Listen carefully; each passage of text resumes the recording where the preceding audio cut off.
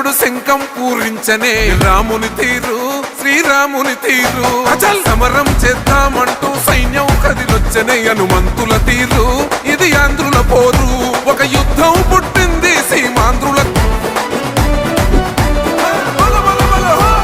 సహనం గల్లా చంద్రుడు శంఖం పూరించనే రాముని తీరు శ్రీరాముని తీరు అచల్ సమరం చేద్దామంటూ సైన్యం కదిలొచ్చనే హనుమంతుల తీరు ఇది ఆంధ్రుల పోరు ఒక యుద్ధం పుట్టింది సీమాంధ్రుల కోసం ఈ రాక్షస పాలననే చేస్తాము రాగంతం మీ కత్తులకు నెత్తులను వంచదు మా పౌరుషం దుమ్ దుమ్ దుమ్ తాం దుంకాడుతాం దుమ్ములేస్తుంటే పసుపు చెండెగరేస్తాం దుమ్ దుమ్ దుమ్ దుమ్ తాం దుంకాడుతాం జనగర్జనతో చంద్రన్న గెలుపును చూస్తాం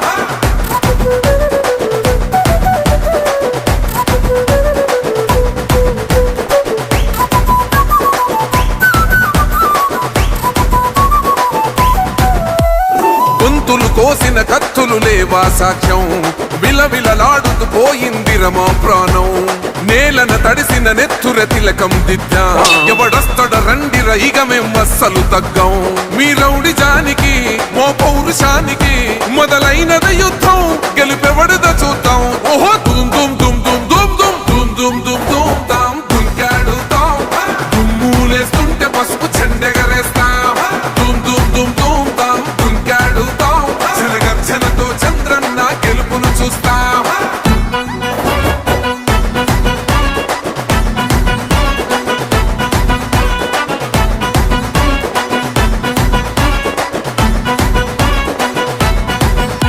అంబేద్కర్ ఎవరు దళిత ద్రోహని అంటే వేలెత్తి చూపుతున్నాడు నీ ప్యాలెసు వైపే ఆడబిడ్డల న్యాయాలను చూడలేకనే కొండ దిగర కనక దుర్గమ్మ ఉగ్ర రూపమే కులగచ్చి కొడుకులా మతమే విడిచేలా అమ్మోరే పలికేక పెట్ట వీర వనితలా దుమ్ దుమ్ దుమ్ దుమ్ దుమ్ దుమ్ దుమ్ దుమ్ దుమ్ తాం దుంకాడుతాం దుమ్ములేస్తుంటే పసుపు చెండెగరేస్తాం దుమ్ దుమ్ దుమ్ దుమ్ తాం దుంకాడుతాం జనగర్జనతో చంద్రన్న గెలుపును చూస్తాం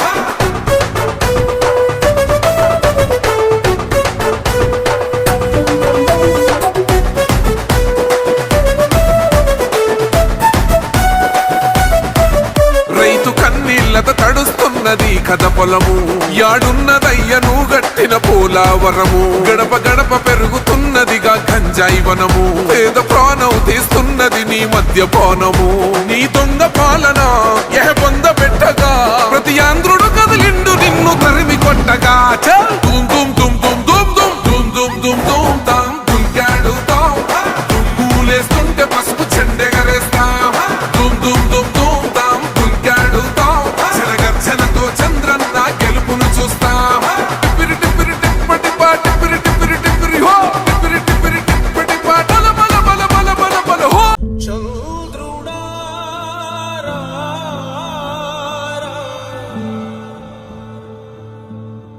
ఇంద్రుడై రాధిరా ఏనాడు నీ పరిపాలన మాకు వరం నీ వల్లే ఈ రాష్ట్రపు సంక్షేమం సత్యం నిత్యం సఫలం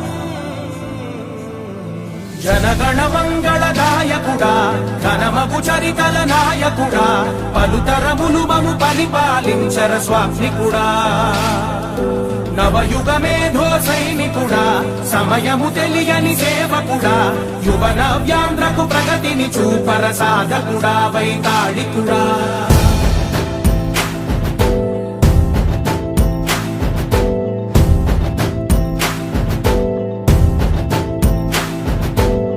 ప్రతి ఇల్లు నిన్నే నిన్నే పిలిచింది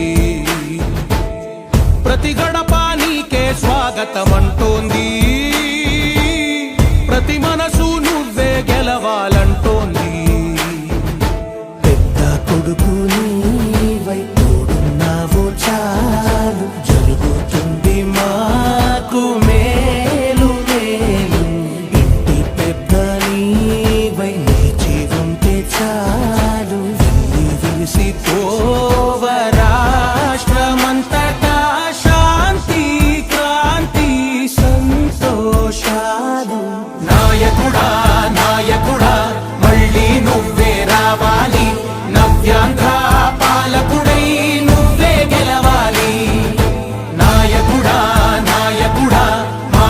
తోడై నువ్వుండాలి మేమంతా నీ వెంటే ముందడుగెయ్యాలి ప్రతి ఊరు నీ పరిపాలన కోరింది ఓ ప్రతి వాడ నీకే మద్దతు పలికింది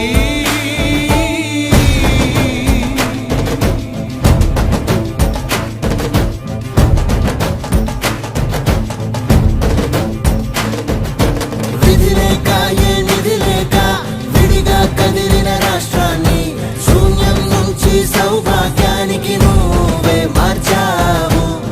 ఆత్మ గౌరవ గీతికవై మా జాతి పౌరుష దీపికవై నవ్యాంధ్ర జనతా సారథివై నడిచావు మా బంగారు భవితనువై మా రానున్న చరితనువై మా ప్రియతమ నేతనువై పిలిచావు గెలిచావు. సగమున ఆగిన ఉన్నతి కోసం ఆంధ్రుల కల అమరావతి కోసం ఓలవనం సాకారము చేయగా రక్తం పొంగిపోతా ఉంది. ఆవేదన ఉండదండి. ప్రతిపాదించగరే పటిదారికి దీపము నీవై రాష్ట్రము నేలగరావా రావా. నాయకుడా నాయకుడా మళ్ళీ నువ్వే రావాలి నవ్యాంధ్ర పాలకుడై నువ్వే గెలవాలి నాయకుడా నాయకుడా మా తోడై నువ్వుండాలి మేమంతా నీ వెంటే ముందడుగెయ్యాలి అందరికీ నమస్కారం. ఈరోజు జిల్లా పరిషత్ ప్రాంగణంలో స్వర్గీయ నందమూరి తారక రామారావు గారి విగ్రహానికి మెట్లు, రైలింగు ఏ కార్యక్రమం చేసినా కూడా సౌకర్యవంతంగా 10 మంది వెళ్ళి ఆ విగ్రహానికి సత్కరించుకునే విధంగా ఏర్పాట్లు చేయడం జరిగింది. అదేవిధంగా జాతీయ నాయకులైన అంబేద్కర్ గారు, జగ్జీవన్ రామ్ గారు, పూలే గారు, మహాత్మా గాంధీ గారు, మదర్ తెరిసా గారు, వాళ్ళకి వారి విగ్రహాలకు కూడా పూలదండలు వేయటానికి కానివ్వండి, లేదా ఆయా కార్యక్రమాలు నిర్వహించడానికి అనువుగా రైలింగ్ ఏర్పాటు చేసిన సందర్భంగా వాటిని ప్రారంభించడానికి ఏర్పాటు చేసిన కార్యక్రమంలో ఈరోజు యాప్కాప్ చైర్మన్ గారు, మా జిల్లా అధ్యక్షులు నన్ని వీరాంజలి గారు, మిత్రులు సోదరులు స్థానిక శాసనసభ్యులు చంటి గారు, జిల్లా పరిషత్ చైర్మన్ సోదరి పద్మశ్రీ గారు, జిల్లా పరిషత్ జెడ్పీటీసీ సభ్యులు అందరూ కూడా పాల్పంచుకోవడం జరిగింది.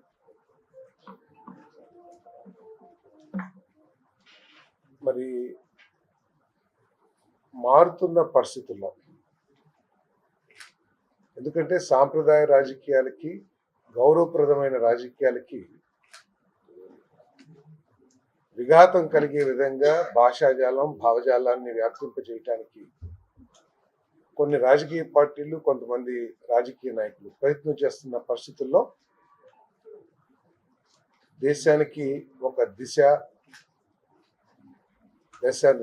నిర్దేశం చేసిన జాతీయ నాయకులని మనం గౌరవించుకుంటూ వెళ్ళాల్సిన అవసరం చాలా ఎక్కువగా ప్రస్తుతం కనబడుతుందని చెప్పేసి మనం చేస్తాం. వారందరూ కూడా ఎన్నో కష్టాలు పడి దేశానికి స్వాతంత్రం తీసుకురావడమే కాకుండా దేశ రాజకీయాల్లో గౌరవప్రదమైన సాంప్రదాయాలు నెలకొల్పి ఈ దేశం భవిష్యత్తులో ముందుకు వెళ్ళే విధంగా ప్రణాళికలు రచించడం కానీ, దేశంలో అట్టడుగున ఉన్న ఎస్సీ, ఎస్టీ, బీసీ వర్గాలకి సామాజిక న్యాయం లభించడం కోసం కానీ పోరాటం చేసిన యోధులని చెప్పేసి మనం చేస్తాను. మరి నందమూరి తారక రామారావు గారు తెలుగు జాతి గౌరవాన్ని ప్రపంచవ్యాప్తంగా చాటి చెప్పడమే కాకుండా దేశంలోనే మొట్టమొదటిగా సంక్షేమ కార్యక్రమాలకి ఒక బలమైన స్థానం కల్పించి పరిపాలనలో, అదేవిధంగా అనేక పరిపాలనా సంస్కరణలు పట్వారీ వ్యవస్థ రద్దు కానివ్వండి, మాండలిక వ్యవస్థ ఆ, మ్, ప్రారంభించడం కానివ్వండి, మహిళలకి ఆస్తి హక్కు కలిగించడం కానీ, ఇటువంటి అనేక విప్లవాత్మకమైన నిర్ణయాలతో మంచి పరిపాలనకి పునాది వేసిన నందమూరి తారక రామారావు గారిని గౌరవించుకుంటూ ప్రతి ఒక్కళ్ళ బాధ్యత అని చెప్పేసి నేను భావిస్తూ ఉన్నాను. మనం చూస్తా ఉన్నాం రాజకీయాలు, పార్లమెంట్లో ఎవరినో ఒక చిన్న తప్పు మాట్లాడితే దాన్ని వెంటనే భేషజానికి పోకుండా అది తప్పు, నేను విత్డ్రా చేసుకుంటున్నానని చెప్పేసి చెప్పిన పెద్ద నాయకులు మనందరం కూడా చూశాం. మరి అటువంటి నాయకుల అడుగుజాడల్లో పార్టీలు ఏదైనా కానివ్వండి, ఏవైనా కానివ్వండి, గౌరవప్రదమైన రాజకీయాలు చేసిన పెద్దల బాటలో మరి రాజకీయ నాయకులందరూ నడవాల్సిన పరిస్థితుల్లో ఈరోజు మనందరం చూస్తా ఉన్నాం. రపరప నరకండి, ఎవడడ్డు వచ్చినా తొక్కేస్తాం, ఇటువంటి భావజాలాన్ని ప్రజల్లోకి తీసుకువెళితే భవిష్యత్తులో ఈ రాష్ట్రంలోని యువత ఎటువంటి మార్గం పడతారో కూడా ఒకసారి ఆలోచించాల్సిన అవసరం ఉందని చెప్పేసి మనం చేస్తారు. ప్రజా జీవితంలో వచ్చిన ప్రతి ఒక్కరిని కూడా ప్రజలు గౌరవిస్తారు. వారు ఉన్నతులనో, లేకపోతే ప్రజాసేవ చేస్తారనో, లేకపోతే సమాజ సేవ చేస్తారనో వారందరూ కూడా గౌరవిస్తారు ప్రజలు. అటువంటి ప్రజలకి ఇటువంటి భావజాలాన్ని, భాషని వాడి మనం ఏమి తెలియజేయాలనుకుంటున్నాం, ఈ ప్రజాస్వామ్య వ్యవస్థలో రాజకీయ నాయకుల్ని ఈ విధంగా కించపరిచే విధంగా, రాజకీయ నాయకుల విలువల్ని దిగజార్చే విధంగా మరి భావజాలాన్ని ప్రాప్తి చేస్తున్న ఈ రాజకీయ నాయకుల పరిస్థితిని ప్రజలందరూ కూడా ఆలోచించాల్సిన అవసరం ఉందని చెప్పేసి నేను మనవి చేస్తాను. ఒక పక్క చంద్రబాబు నాయుడు గారు విజన్ 2047, 25 సంవత్సరాల తర్వాత మన రాష్ట్రం ఏ విధంగా ఉండాలి, 25 సంవత్సరాల తర్వాత తలసరి ఆదాయం ఎవరు ఊహకు కూడా అందని విధంగా ఆలోచన చేస్తున్న పరిస్థితులు మనం చూస్తా ఉన్నాం. ప్రతి నియోజకవర్గాన్ని, ప్రతి గ్రామాన్ని, ప్రతి జిల్లాని యూనిట్గా తీసుకుని ఆయా జిల్లా పరిస్థితులను పరిగణలో తీసుకుని ఆ జిల్లాల్ని, ఆ నియోజకవర్గాల్ని, ఆ గ్రామాల్ని ఎటువంటి కార్యక్రమాలు చేస్తే అభివృద్ధి చెందుతాయి, ఎటువంటి కార్యక్రమాలు చేస్తే ఆ నియోజకవర్గం, ఆ గ్రామం, ఆ జిల్లాలో ప్రజల సామాజిక ఆర్థిక పరిస్థితులు మెరుగవుతాయి అని చెప్పేసి ఒక పక్క అహర్నిశలు కృషి చేస్తున్న చంద్రబాబు నాయుడు గారు, ఇంకో పక్క కేవలం విద్వేషాలు రెచ్చగొట్టి, భావోద్వేగాలు రెచ్చగొట్టి, కిరాయి మూకల్ని రెచ్చగొట్టి, ఒక విధ్వంసకర భావజాలాల్ని ప్రజల్లోకి తీసుకువెళుతూ రాజకీయాలను చిన్నాభిన్నం చేయాలనుకునే వ్యక్తులు ఒక సైడు. ప్రజలందరూ కూడా ఆలోచించుకోవాల్సిన అవసరం ఉందని చెప్పేసి మనం చేస్తాను. పరిపాలన అన్నా, రాజకీయం అన్నా, రాష్ట్ర భవిష్యత్తు అన్నా భావోద్వేగానికి సంబంధించింది కాదు. లేదా ఇటువంటి విధ్వంసకర శక్తులు వస్తే కనుక మన పిల్లల భవిష్యత్తు, రాజకీయాలు వదిలేసేయండి, ఏ పార్టీకి లాభం తగ్గిద్దా, ఏ పార్టీకి నష్టం తగ్గిద్దా పక్కన పెట్టినా మన పిల్లల భవిష్యత్తు ఏ విధంగా ఉంటుంది ఒకసారి మనందరూ కూడా ఆలోచించుకోవాల్సిన అవసరం ఉందని చెప్పేసి మనం చేస్తాం. ఈరోజు రాష్ట్రంలో పెట్టుబడిదారులు రావటానికి భయపడే పరిస్థితి. దేశంలో అందరూ ప్రపంచవ్యాప్తంగా పెట్టుబడి పెట్టాలనుకునే వాళ్ళందరికీ కూడా చంద్రబాబు నాయుడు గారి నాయకత్వం మీద, ఆయన పరిపాలన దక్షత మీద నమ్మకంతో ఇక్కడ పెట్టుబడి పెట్టాలనే ఆలోచన ఉన్నా కూడా ఒక భయం వారి మనసులో కనబడుతుంది, బయటికి చెప్పినా చెప్పకపోయినా. 5 సంవత్సరాలు మేమందరం కూడా నష్టపోయాం, వేల కోట్ల రూపాయలు నష్టపోయాం. మరి ఇప్పుడు పెడితే మళ్ళీ ఏమైపోతామని ఒక భయం ప్రతి ఒక్కరిలో కూడా ఉంది. దానికి ఆజ్యం పోసినట్టు ఏదైతే భయం పెట్టుబడిదారుల్లో కానివ్వండి, లేకపోతే భవన నిర్మాణదారుల్లో కానివ్వండి, లేకపోతే ఈ రాష్ట్ర అభివృద్ధి కోసం పాటుపడే వాళ్ళందరిలో కూడా ఆ భయానికి ఆజ్యం పోసే విధంగా ఇటీవల రాష్ట్రంలో జరుగుతున్న ర్యాలీలు కానివ్వండి, భాష కానివ్వండి, అవన్నీ కూడా ఆలోచిస్తే మరి ప్రజలందరూ కూడా ఆలోచించాలి. భవిష్యత్తు కావాలా రాష్ట్రానికి? రాష్ట్ర భవిష్యత్తు అంటే ఏదో భూమి భవిష్యత్తు కాదు. రాష్ట్ర భవిష్యత్తు అంటే మన పిల్లల భవిష్యత్తు, మన భవిష్యత్తు, మన కుటుంబాల భవిష్యత్తు అనే విషయాన్ని గుర్తించాల్సిందిగా నేను మనవి చేస్తాను. ఈరోజు అంటే ఒక ముఖ్యమంత్రిగా చేసిన ఒక వ్యక్తి తన కారు కింద ఎవరన్నా పడి మరణించింది కూడా గమనించలేని పరిస్థితుల్లో ర్యాలీలు నిర్వహిస్తున్నారంటే ఆయన ప్రచారానికి, రాజకీయ లబ్ధి కోసమే ఈ పర్యటనలు చేస్తున్నారు తప్పితే ఆయన చెప్తున్న విధంగా రైతుల పరామర్శకో లేదా కార్యకర్తల పరామర్శకో కాదని చెప్పేసి అర్థమవుతా ఉంది. ఒకళ్ళ దగ్గరికి పరామర్శకు వెళ్తున్నారంటే ఏంటి? ఎవరైతే బాధలో ఉన్నారో వాళ్ళకి 2 మంచి మాటలు చెప్పి లేతే మేము తోడున్నామనే ఒక నమ్మకాన్ని కలిగించి పరామర్శించడానికి వెళ్తారు. కానీ ఆ పరామర్శకి వెళ్ళే పరిస్థితుల్లో తన కారు కింద ఒక వ్యక్తి పడితే కనీసం 2-3 రోజుల వరకు కూడా స్పందించలేని వ్యక్తి పరామర్శ చేయడానికి అర్హుడా కాదని కూడా ఆలోచించాలి. నిజంగా ఆయన పరామర్శ కోసం వెళ్తున్నారా లేకపోతే రాజకీయాల కోసం వెళ్తున్నారా ఒకసారి ఆలోచించాల్సిన అవసరం అని చెప్పేసి కూడా నేను మనవి చేస్తాను. ఏదైనా సరే మేము ప్రజలకి అప్పచెప్పదలుచుకున్నాం. ప్రజలే న్యాయ నిర్ణేతలు. మా ప్రభుత్వం ఏదైతే సంక్షేమ కార్యక్రమాలు సూపర్ 6 ద్వారా ఎన్నికల ముందు ఎన్నికల్లో చెప్పామో వాటిని అమలు చేసే లక్ష్యంతో ఈ ప్రభుత్వం పనిచేస్తుందని చెప్పేసి మనం చేస్తాం.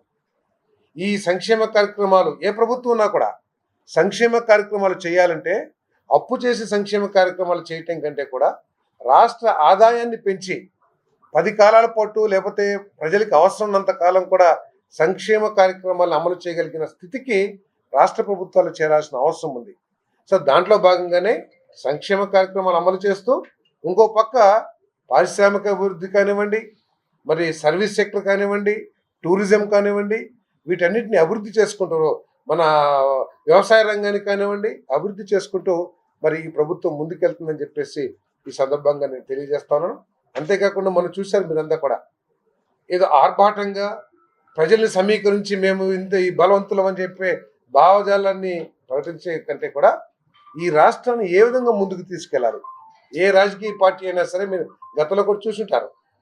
ఏ రాజకీయ పార్టీ అయినా ప్రభుత్వం వచ్చి సంవత్సరం అయిన కాలంలో పెద్ద బహిరంగ సభ ఏర్పాటు చేసి వారి గురించి వారు చెప్పుకోవడానికి ప్రయత్నం చేసిన పరిస్థితులు చూశాం. కానీ మరి మొట్టమొదటిగా ప్రీతం ముఖ్యమంత్రి చంద్రబాబు నాయుడు గారు, ప్రీతం ఉప ముఖ్యమంత్రి పవన్ కళ్యాణ్ గారు, మా ప్రీతమ యువ నాయకుడు లోకేష్ గారి నాయకత్వంలో రాష్ట్రానికి ఒక దిశ ఏ విధంగా ఈ రాష్ట్రాన్ని ఈ రాబోయే 4 సంవత్సరాల్లో ముందుకు తీసుకెళ్ళాలి, ఈ రాబోయే 4 సంవత్సరాలతో పాటు 47కు నిర్దేశించుకున్న లక్ష్యాల్ని ఏ విధంగా సాధించుకోవాలి అని రాష్ట్రానికి ఒక దిక్సూచిని మరి విడుదల చేసిన విషయం కూడా మనం కూడా చూసాం. ఏదో రాష్ట్ర స్థాయిలో చేసి మరి రాష్ట్రం గురించి ఏదో ఇది ఒక్కటే కాకుండా జిల్లాలు కూడా ఏ విధంగా అభివృద్ధి చెందాలి. ఒక్కొక్క జిల్లాకి ఒక్కొక్క పరిస్థితి ఉంటుంది.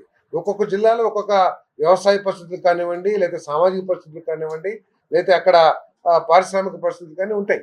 ఆయా జిల్లాల యొక్క అవసరాలు, ఆయా జిల్లాల యొక్క స్వభావం, ఆ జిల్లాల యొక్క వెనుకబాటుతనం వీటన్నిటిని కూడా పరిగణలోకి తీసుకుని ఒక దిక్సూచిని మరి బ్రహ్మాండంగా మన ప్రీతం ముఖ్యమంత్రి చంద్రబాబు నాయుడు గారు, పవన్ కళ్యాణ్ గారు, మరి అదేవిధంగా లోకేష్ గారు చేసిన విషయాన్ని కూడా మనం చూసాం. మరి ఈ జిల్లాలో కూడా ఏలూరులో కూడా మేమందరం కలిసి త్వరలో అటువంటి సమావేశం ఏర్పాటు చేస్తాం. అదేవిధంగా మా గౌరవ శాసనసభ్యులు కూడా వారి వారి నియోజకవర్గాల్లో ఉన్న సమస్యల్ని హైలైట్ చేసుకుంటాం. ఏదైతే ఏ సమస్యలనైతే మనం సాధిస్తే ఆ నియోజకవర్గంలోని ప్రజల జీవితాలు బాగుపడతాయి, ఆ ప్రజల ఆదాయాలు మెరుగుపడతాయి, ఆ నియోజకవర్గం అభివృద్ధి చెందుతనే కార్యక్రమాలన్నింటినీ కూడా ప్రజల సమక్షంలో ప్రజల సూచనలు, మరి స్థానిక ప్రజాప్రతినిధుల సూచనలు తీసుకుని మరి ప్రతి నియోజకవర్గంలో కూడా ఈ కార్యక్రమాన్ని నిర్వహించబోతున్నాం అని చెప్పేసి మనం చేస్తూ మరి ప్రతి శాసనసభ్యుడు కూడా ఈ కార్యక్రమాన్ని మరి బాధ్యతగా చేయటమే కాకుండా మరి 5వ తారీఖు నుంచి గడప గడప కూడా ఇదేదో చెప్తున్నారు సంక్షేమ కార్యక్రమాలు మేము బ్రహ్మాండంగా చేసామని. ఎవరైనా సరే చంద్రబాబు నాయుడు గారి ప్రభుత్వంలో, కూటమి ప్రభుత్వంలో చేసిన సంక్షేమం కంటే మేము మెరుగైంది చేసామంటే ఎక్కడైనా సరే తెలుగుదేశం పార్టీ నుంచి కానీ, జనసేన నుంచి కానీ, బీజేపీ పార్టీ నుంచి కానీ చర్చకి సిద్ధం అని చెప్పేసి కూడా మేము మనం చేస్తా ఉన్నాం. ఊరిని బట్టలు వడదీస్తాం, నరికేస్తాం, కోసేస్తాం, పొడిచేస్తాం, ఏలూరు సెంటర్లో మాట్లాడతాం కాదు. ప్రజల సమక్షంలో మాట్లాడదాం. మీరు ఏం చేశారు, ఏ విధంగా ఈ రాష్ట్రానికి నష్టం జరిగింది, ఇప్పుడు జరుగుతున్న ప్రభుత్వంలో ఏ విధంగా ప్రజలకు మేలు జరుగుతుంది, రాబోయే 4 సంవత్సరాలు కూడా ఏ విధమైన మేలు చేయడానికి ఈ ప్రభుత్వం కట్టుబడి ఉందనే విషయాల మీద చర్చించడానికి సిద్ధంగా ఉంటే రండి. అంతేగాని మీరు చేసిన విధ్వంసం నుంచి ప్రజల దృష్టిని మలచడానికి రప్రపా నరికేస్తాం, లేకపోతే ఎవడొచ్చినా తొక్కేస్తాం.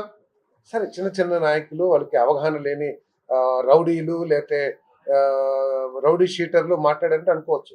కానీ ఒక స్థాయి నాయకులు, రాజకీయ నాయకులు కూడా ఒక ప్రజాప్రతినిధులుగా చేసిన వ్యక్తులు కూడా నరికేస్తాం, బట్టలూరు తీసుకొడతాం, ఇటువంటి మాటలు మాట్లాడుతున్నారంటే మరి ఈ రాష్ట్రానికి ఏ విధంగా పెట్టుబడులు వస్తాయి, ఈ రాష్ట్రం ఒకవేళ వారి చేతిలోకి వెళ్తే ఏ విధంగా మళ్ళీ విధ్వంసానికి గురవుతుందో ఒకసారి ప్రజలందరూ కూడా అర్థం చేసుకోవాలని చెప్పేసి మనం చేస్తాం. ప్రకారం అరెస్ట్ చేయాల్సిన పరిస్థితి వస్తే అరెస్ట్ చేస్తారు, అంతేగాని అరెస్ట్ చేస్తారని ఉద్దేశపూర్వకంగా మేము అరెస్ట్ చేయం. మా ప్రభుత్వం ఉద్దేశపూర్వకంగా అరెస్ట్ చేయదు. చట్టానికి లోబడి చట్టం అరెస్ట్ చేయాలనే కనుక నిబంధన ఉంటే వారు చేసిన తప్పులు ప్రూవ్ అయితే తప్పకుండా అరెస్ట్ చేస్తారు ఎవరైనా సరే. మంత్రి గారు, జగన్మోహన్ రెడ్డి చంద్రబాబు యొక్క హామీలు 2-3 రోజుల వరకు కనీసం స్పందన లేదు. ఓకే, తర్వాత ఆ కేసు నుంచి తప్పించుకోవడానికి ప్రయత్నం చేస్తున్నారు. ఎక్కడో చనిపోతే ఏదో కారణంతో బెట్టింగుల్లో చనిపోతేనో, లేకపోతే గంజాయి సంఘ వ్యతిరేక శక్తులుగా ముద్రపడి రౌడీ షీట్లు ఓపెన్ చేయబడ్డ వ్యక్తుల్ని పోలీసులు చర్య తీసుకుంటే వెళ్ళి మీరు పరామర్శిస్తానికి పెద్ద ఎత్తున రాజు వెడలే రభసకు అని చెప్పేసి బయలుదేరి వెళ్తున్నారు. సింగయ్య మృతి చెందారు, ఆయనకి ఏం న్యాయం చేశారు? మీ పార్టీ తరఫున కానీ మీరు కానీ కనీసం కేసులోంచి తప్పించుకోవడానికి ప్రయత్నం చేస్తారు. ఆ కుటుంబానికి ఏం న్యాయం చేశారు ప్రజలందరూ కూడా అర్థం చేసుకోవాలి. సరే, ఇవన్నీ పక్కన పెడితే మొన్నటిదాకా చెప్పేవాళ్ళు మా మేనిఫెస్టో అని చెప్పేసి, మేనిఫెస్టోకి బయట ఎన్ని రకాలుగా ఈ రాష్ట్ర ప్రజలకి నష్టం చేశారో లెక్కలేస్తే మీరు ఏదైతే 2,70,000 కోట్లు లేదా 2 లక్షల కోట్లు ఏదైతే సంక్షేమ కార్యక్రమాల రూపంలో ఇచ్చామంటున్నారో దానికి 5 రెట్లు ఈ రాష్ట్ర ప్రజలకి నేరుగా నష్టం జరిగే విధంగా మీ పరిపాలన సాగిందని చెప్పేసి నిరూపిస్తానికి మేము సిద్ధంగా ఉన్నామని చెప్పేసి మనం చేస్తామని. అమరావతిని విధ్వంసం చేయడం కానివ్వండి, పోలవరం ప్రాజెక్ట్ని దాదాపు 4-5 సంవత్సరాలు ఆలస్యం చేయడం కానివ్వండి, 2014-19 ప్రభుత్వంలో రాష్ట్ర వ్యవసాయ రంగానికి సంబంధించి ఆమోదించి టెండర్లు చేసి కొన్ని వేల కోట్ల రూపాయలు ఖర్చు పెట్టిన ప్రాజెక్టుల్ని మూలన పడేయటం కానివ్వండి, ఆ రోజు చంద్రబాబు నాయుడు ప్రభుత్వంలో ఎస్సీ ఎస్టీ బీసీలకు ఇచ్చిన ఆర్థిక సాయాన్ని గృహ నిర్మాణంలో కానివ్వండి, అదేవిధంగా సంక్షేమ కార్యక్రమాల రూపంలో కానీ డైరెక్ట్ ఫైనాన్స్ బెనిఫిట్ కానీ అవన్నీ ఎగ్గొట్టడం మూలంగా కానివ్వండి, మీరు రహదారుల్ని విధ్వంసం చేసి కలప్పగిచ్చి చూసిన చేతకాని తనంతో ఆ రోడ్ల ద్వారా నష్టపోయిన విషయం కానివ్వండి, పెట్టుబడి ఉపాధి అవకాశాలు మృగ్యమవటం మూలంగా కానివ్వండి, ఎన్ని రకాలుగా మీరు నష్టం పెట్టారో చర్చకి సిద్ధం అని చెప్పేసి మనం చేస్తాం. అదేవిధంగా ఈరోజు మీరు అంటున్నారు ఏంటో అంటే చంద్రబాబు నాయుడు హామీలు రీకాల్ చేయాలన్నా, అదే కదండి, రీకాల్ చేయాలి. మేనిఫెస్టో, తెలుగుదేశం పార్టీ మేనిఫెస్టోని ఏం రీకాల్ చేస్తారండి? మీరు ఒక పిల్లవాడికి అమ్మఒడిస్తే మేము ఇంట్లో ఎంతమంది పిల్లలు ఉంటే అంతమందికి డబ్బులు చేర్చాం తల్లికి వందనం పేరు మీద. అదేవిధంగా మీరు 3,000 రూపాయలు 1,000 రూపాయలు పెంచడానికి 5 సంవత్సరాలు తీసుకుంటే మేము ఒకే రోజున ఒకే కలంపొడితో మరి 1,000 రూపాయలు పెంచి 4,000 రూపాయలు మీకంటే ఎక్కువ మందికి ఇస్తున్నాం. మరి ఇవన్నీ కూడా వద్దంటారా? లేతే మన దీపం పథకం కింద సిలిండర్లు ఉచితంగా ఇస్తున్నాం మహిళలకి ఆర్థికంగా స్వావలంబన కోసం. అదేవిధంగా దాదాపు కొన్ని కోట్ల మందికి ఆకలి తీరుస్తున్నాం పేదవాళ్ళకి, పట్టణాల్లో కానివ్వండి అనేక ప్రాంతాల్లో పేదవాళ్ళ ఆకలి తీరుస్తున్నాం. ఇవన్నీ వద్దంటారా? చెప్పండి. తల్లికి వందనం క్యాన్సిల్ అని చెప్పండి. మీరే రేపు స్టేట్మెంట్ ఇవ్వండి. ఏలూరులో కానీ లేకపోతే మీకు అమరావతిలో కానీ మీ ఇష్టం వచ్చినట్టు, లేకపోతే మీ తాడేపల్లిలో కానీ తల్లికి వందనం వద్దు, తల్లికి వందనం మూలంగా ప్రజలకి నష్టం వస్తుంది, రీకాల్. అదేవిధంగా భరోసా ఎన్టీఆర్ భరోసా ఏదైతే 4,000 చేశారో దాని మూలంగా ప్రజలందరూ కూడా నష్టపోతున్నారు, రీకాల్. లేదు, ఉచిత సిలిండర్లు ఇస్తున్నారు, దాని మూలంగా మహిళలు వంట చేసుకోలేకపోతున్నారు, రీకాల్.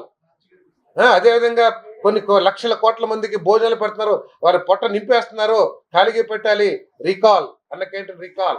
రేపు ఈరోజు అన్నదాత సుఖీభవ కేంద్ర ప్రభుత్వంతో కలిపి ఇవ్వబోతున్నాం. మీరు 12,000 ఇస్తే మేము 20,000 రూపాయలు ఇవ్వబోతా ఉన్నాం. మొట్టమొదటి విడత ఈసారి ఈ నెలలోనో వచ్చే నెల మొదట్లోనో ఇవ్వబోతా ఉన్నాం. అది వద్దు అని చెప్పండి. అదేవిధంగా ఆగస్టు 15 కల్లా మహిళలకు ఉచిత బస్ సర్వీస్ అని చెప్పాం, అది వద్దని చెప్పండి ప్రజలకు. మేము కూడా వెళ్తున్నాం రేపు ఈ నెల నుంచి సంవత్సరం పూర్తి చేసుకున్న సందర్భంగా. ఎక్కడైనా సరే, ఏ సెంటర్లో అయినా సరే చర్చకి రండి. మరి రీకాల్ చేయమంటారు కదా, ఈ పథకాలు వద్దంటున్నారు కదా, వద్దంటే చెప్పమనండి. మీరు డైరెక్ట్గా చెప్పండి, మేము ఏం చేస్తున్నామో చెప్తాం. సో కేవలం తాము చేసిన పాపాల నుంచి ప్రజల దృష్టిని మరల్చడానికి తమ ద్వారా ఈ రాష్ట్రానికి జరిగిన విధ్వంసం నుంచి ప్రజల దృష్టి మరల్చడానికి ఇటువంటి డ్రామాలను చేస్తున్నారు. వారి వృత్తి ఏంటో, ప్రవృత్తి ఏంటో, వారి ఆలోచన ఏంటో మొన్న పొదిలిలో ర్యాలీ కానివ్వండి, సత్తెనపల్లిలో ర్యాలీ కానివ్వండి, ఇవన్నీ కూడా చాలా స్పష్టం చేస్తున్నాయి. ప్రజలే న్యాయ నిర్ణేతలు, ప్రజలే మా గత 20 సంవత్సరాలుగా దంత సమస్యలతో పాటు దవడ మరియు ముఖ సంబంధ సమస్యలకు చక్కని చికిత్సలు అందిస్తున్న శ్రీ రామకృష్ణ దంత వైద్యశాల, నరసింహారావుపేట, ఏలూరు. ఎమర్జెన్సీస్ లో వాడే ఆక్సిజన్ కాన్సంట్రేటర్లతో పాటు air purifier, UV light steriliser, ULV fogger వంటి పరికరాల ద్వారా పరిశుభ్రమైన వాతావరణంలో చికిత్స అందించబడుచున్నది. ఆర్వీజీ ద్వారా అతి తక్కువ రేడియేషన్ ఉపయోగించి దంత వ్యాధి నిర్ధారణ మరియు రూట్ కెనాల్ వైద్యం చేయబడుచున్నది. డెంటల్ లేజర్ ద్వారా కుట్లు లేకుండా సర్జరీలు, ఇంప్లాంట్స్ కిట్స్ ద్వారా పళ్ళు లేని వారికి ఫిక్స్డ్ దంతాలు, రూట్ కెనాల్ చికిత్సలకు ఎండో మోటార్ వంటి ఆధునిక పరికరాలు కలిగిన నమ్మకమైన డెంటల్ క్లినిక్. అత్యంత ప్రామాణికమైన ఆటోక్లావింగ్ పద్ధతిలో శుభ్రపరిచిన ఇన్స్ట్రుమెంట్స్ వాడడం మా ప్రత్యేకత. దంత సమస్యలకు చికిత్సతో పాటు విరిగిన దవడ మరియు ముఖ ఎముకలకు చికిత్స, ఎత్తు మరియు వంకర దవడలకు కాస్మెటిక్ సర్జరీ, యాక్సిలోఫేషియల్ వంటి చికిత్సలకు చిరునామా శ్రీ రామకృష్ణ దంత వైద్యశాల, వేములపల్లి రెసిడెన్సీ అపార్ట్మెంట్, నరసింహారావుపేట, ఏలూరు.